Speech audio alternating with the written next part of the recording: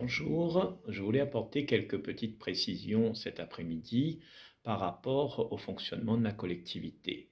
Lorsque l'on a une montée en charge de nos activités, lorsqu'il y a une dynamique, une montée en charge en termes d'investissement par rapport aux différentes réalisations, aux différents travaux qui sont existants aujourd'hui, et puis aussi par rapport à notre fonctionnement, il est extrêmement utile de pouvoir adapter aussi nos compétences. C'est en ce sens que il y a eu des recrutements, mais ce qu'il faut pointer, c'est que quand on recrute une personne pour 10 euros, cette personne nous rapporte 100 euros, c'est-à-dire en termes de recherche de financement, de capacité à monter les dossiers, d'aller vers les partenaires institutionnels.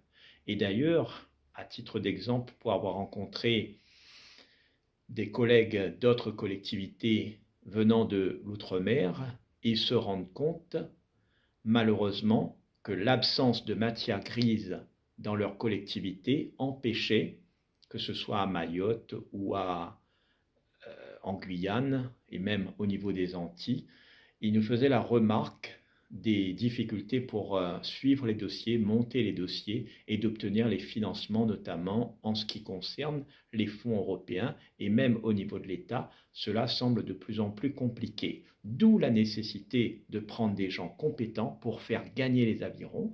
Si nous voulons proposer des équipements à notre population, si nous voulons apporter une réponse en termes de fonctionnement plus important, si nous apportons des offres de services de meilleure qualité, cela nécessite forcément en amont qu'il y ait de la qualité pour aller le plus loin, chercher des financements et les obtenir ensuite et proposer quelque chose de plus pertinent à la population. Le deuxième point que je souhaitais également vous parler, c'est concernant la réalisation des travaux du CCAS. Pourquoi? Parce qu'il nous paraît aujourd'hui essentiel d'avoir une offre de qualité et surtout de respecter la confidentialité, ce qui n'est pas forcément le cas aujourd'hui. Les bâtiments ne sont pas adaptés.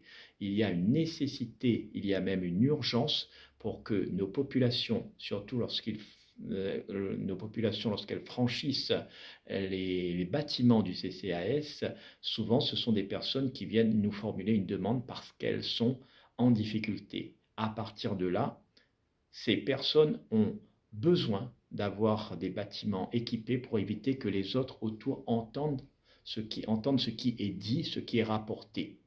Ça y va de la qualité de notre service, ça y va aussi de la qualité pour notre personnel de pouvoir apporter la meilleure réponse et de travailler dans une meilleure transparence, dans ce qu'on peut appeler aussi dans cette grande confidentialité par rapport à notre public. Deux petits points que je souhaitais vous apporter cet après-midi. Bon après-midi à vous les amis.